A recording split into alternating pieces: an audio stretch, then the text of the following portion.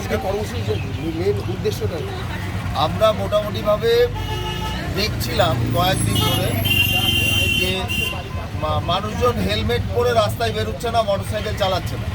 গতকালই একটা অ্যাক্সিডেন্ট হয়েছে দত্তগুলিয়ায় এবং তার মাথায় হেলমেট ছিল না, সে স্পট ডেড। তো সেজন্য আমরা দেখলাম নাগরিকদের কিছুটা সচেতন করতে হবে।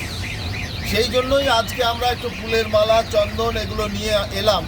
যারা হেলমেট পরেনি তাদেরকে আমরা ফুলের মালা এবং চন্দন দিয়ে জানিয়ে দিলাম যে হেলমেটটা পরার দরকার। সেই সঙ্গে আরও যারা জনসাধারণ তারাও মোটামুটি সচেতন হলো।